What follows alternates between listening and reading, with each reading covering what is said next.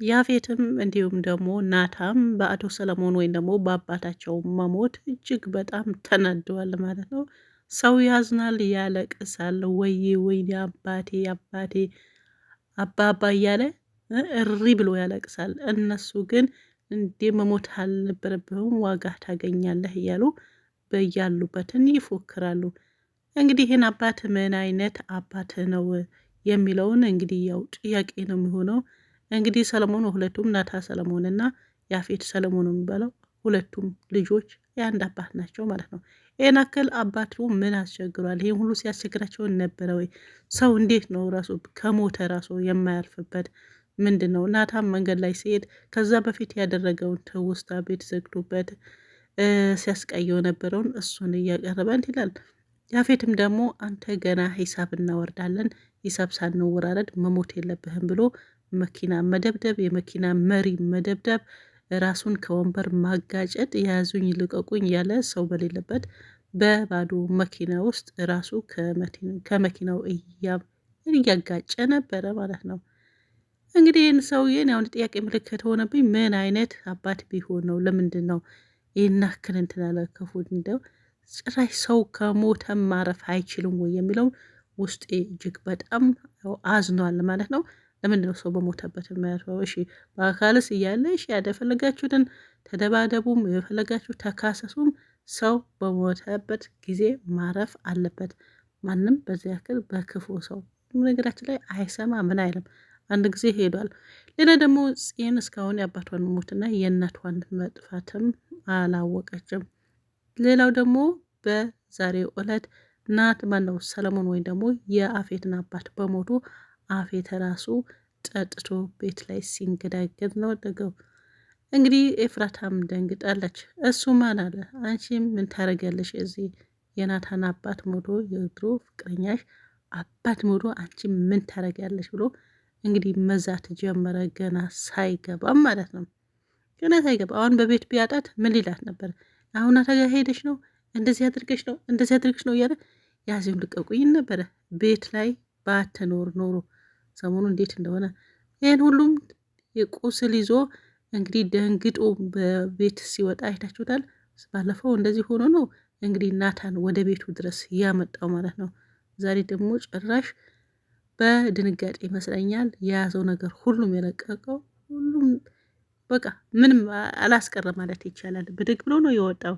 ያዙኝ የለም ልቀቁኝ የለም ልወድቅ ነው የለም ማቃሰት የለም አአ የለም ምን የለም ማለት ነው። ለምን እንደሆነ በላቅም ናታም እኔ አባቴ ሞቶ ስራ ለምን እለቃለሁኝ? ይሄ ተመልሶ የሚመጣ ነገር አይደለም። እንደዚህ ደግሞ በጣም እንደዚህ ግንት ብዬ ከተቀመጥኩ ጺሜ ታውቃለች። ስለዚህ የሆነ ነገር ሊሰማት አልፈልግም። በዛ ላይ ደግሞ ለቅሶ ምናምን የምናምንበት ነገር አያስፈልግም። ስራዬን እሄዳለሁ ብሎ ብድግ ብሎ ሄደ። እንግዲህ እህቱም ያለበትን ፊቱ እያየች የሆነ ነገር እንዳትነቃበት ምን ሆኖ ነው ወንድሜ እንዳትል ምን አደረጋት? እህቴ እኔና አንቺ ከተጨዋወትን ቆይቷል። እንደዚህ መራሮጥ ምናምን በቃ ያን ነገር እንድገመው ዛሬ ምን አለ ከስራ ስመጣ ብንገያኝ እዛ ጨዋታ ባጫውተሽ ሲላት ደስ ይላል እኔም ይሄን ናፍቀኝ ነበር ብላ እንግዲህ የወንድሟን አቅፋ ፍቅሯን ገልጻለት ወደ ስራ ሄደ ማለት ነው። ስራ ሲሄድ ደግሞ ያው ቤዛ ደግሞ ግቢ ነበረች። ወዴት ነው ናታ ምናምን ስትለው ስራ ሲል ደነገጠች። ለምን ለቅሶ ተይዞ እየየየ ተብሎ እንደ አባቷ ጊዜ ለቅሶ ሊያዝ ነበር የፈለገችው። ነገር ግን እሱ ጎበዝ ነው። ይሄ ነገር ሊደረግ ፍቃደኛ አይደለም። በቃ የሞተ ሰው ሞቷል። በዛ ላይ ደግሞ ከ3 ወር በፊት የተደረገው ማለት ነው። እና አልሰማሽም። ስለዚህ እኔ ቤት ቁዝም ብዬ ቁጭ ብዬ አይደብረኝም። ምን ያይተን እህቴን ያው ስለሚደብራት እንደዚህ አላደርግም። ቤት መውጣት ነው የምፈልገው አለ። ትንሽ ጊዜ ነው ጠብቅን፣ እንዳስቸገርኩሽ ይገባኛል። እባክሽኝ ትንሽ ጊዜ ጽን በጣም እንትን ባያት ምናምን ስላት እሷን ደግሞ የተራዋ አለቀሰች። ከትንሽ ጊዜ በኋላ ሽታችሁ ልትሄዱ ነው ወይ? እኔስ ማን አለኝ? እኔ ስታዝሉኝ ብላ ስቅ ብላ አለቀሰች ቤዛ። እሱም እንደፈረደበት ያው ማቀፍ ነው። ከዛ ውጪ ምንም አይሰጥም አያቅም። እቅፍ አድርጓት በቃ ብሎ እንደገና አባብሎ ማለት ነው። አባብዬ አባብዬ የሚለውን እሱ ጋብዛት፣ እሱን ተጋብዛ ወደ ስራው ሄደ። ወደ ስራ ሲሄድም አሁንም ጓደኛው ቢኒ ያገኘው። ቢኒም ደግሞ ዛሬ ስራ መግባቱ ናታን በጣም እንትን ብሎታል። ለምንድን ነው እና ምን ላደርግ ነው ቁጭ ብዬ። እሺ እንዴት ነው ሰዓቱ? እኛ ከስራ ስንወጣ አንተ ወደ ስራ ቤት ነው የምትገባ። አይ ትንሽም ቢሆን ገብቼ ቁጭ ብዬ እወጣለሁ ብሏል። እንግዲህ ሰራም አይደለም የት እንደሚሄድ ባይታወቅም እንደዛ ነበር። መንገድ ላይ ሲሄድ የድሮ የአባቱን ትውስታ እያስታወሰ ፊት ለፊት እያስቃኘው ያው ሲያሳይ ነበረ። እኛም አይተናል። በር ሲዘጋበት አንተ ልጄም አይደለህም እንደዚህ ነገር እያሉ ደስ የማይል ከወላጅ የማይጠበቅ ነገር እየተናገሩ የሆነ ብረት ነገር አስገብቶ በሩ ዘጉበት። ናታም አባ ቢልም ሰውየው መስማው ጥጥ ይመስለኛልና ዝም ብሎት ነው የሄደው ማለት ነው። ሌላው በጣም የሚገርመኝ የእፉዬን ሲስተም ነው ማለት ነው። እንግዲህ አንዳንድ ነገር ያለፉ ነገሮች አልፏል። በአሁኑ ጊዜ ግን ያው ቤዛን የመጀመሪያውን ለማስረሰል ወይም ደግሞ እሷን እንዳላደረገች ለማስመሰል ብዙ ቀባጥራ ነበረ። ነገር ግን ያው እፉዬ የነቃች አይደለም። ይህ ሁሉ መመጣ ሉሊት አቅርቢያት፣ እንደ እህትሽን አድርጊያት እባክሽን። ሁለቱ ያፌትና እሱ አንድ ላይ ከሆኑ መልሰው ስለሚያጠቁን እባክሽን እንትናን ያዣት እንደ ጓደኛ፣ ካልሆን ደግሞ ኢንፎርሜሽንም የምትሰጠን ይሆናል አለችው። ቤዛም ደግሞ ያው እሺ እህቴ ምናምን ብላ ከዛ በኋላ ደግሞ እኔ ምንም ማቀርባት ነገር የለም ፈርታለች፣ ብዙ ነገር አድርጋለች ምናምን ብላ ነበረ። ቢያንስ አሳስራኛለች የሚለውን ስትል ነው ያው ያሳሰርኩሽ እኔ ነኝ አለች። እንዴት አንቺ ትሆኛለች እንዴት ጨካናሽ ስትላት፣ እኔ ልታስገድሉኝ ነበር እኮ ስትወያዩ እንደዚህ ማስመሰል፣ እኔም ከእናንተ ቁጭ ብዬ ተምሬያለሁና ስለዚህ እኔን ልጁን አስያዝኩት ጠቁሜ አለች። ግን ኤፍራታ አይደለም ጠቁማ ያስያዘችው ያን የቤዛ ጓደኛ ፖሊሷ ነች ማለት ነው። እሷ ነች ያለ ማለት እሷን ያለ ማጋለጥ እንግዲህ ያው ተናግራለች ማለት ነው። አይገርማችሁም?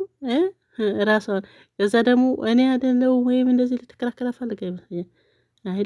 አስመሳይነት ከእናንተ ብዙ ተምሬያለሁና ያው ልጁን ላክሽው ልጅ በፖሊስ እንዲያዝ አደረግኩ አለቻት። ይሄ ደግሞ ያስያዘችው እፉዬ ሳትሆን የቤዛ የገዛ ጓደኛዋ ፖሊሷ ነበረች። ስለዚህ በጥሩ ሁኔታ አልፈሻል እፉዬ። ከኋላ ግን ግራ ገባት። በቃ ያለፈው አልፏል እፉዬ፣ ከዚህ በኋላ በቃ ምናምን አላለችም ማን ቤዛ። እፉዬም ደግሞ ያው ጎበዝ ነች፣ ጠቅልላ ትዘጋለች።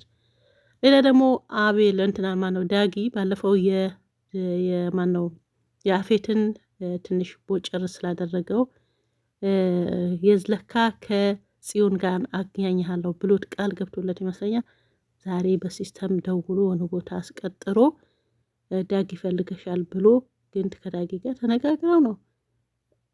አይገርምም? ግን እኔ ግን ያን የቧጨረለት ወይ ደግሞ ናታን ማነው ያፌትን የወጋለት በዚህ ተሰማምቶ ነው የሚመስለኝና እንግዲህ ያው እሷም ማነው ጺም የአቤል እንዲያወሩ ወይም ደግሞ እንዲገናኙ እኔ ይሄን አደርግልሃለሁ አንተ ደግሞ ትንሽ ያው ጨር አድርገው ብሎት ነበር። ጨለማን ተገና አድርጎ ጨር ያደረገው በመጨረሻም ዳጊም እንግዲህ ያው ባለው መሰረት ዛሬ ተገናኝተዋል።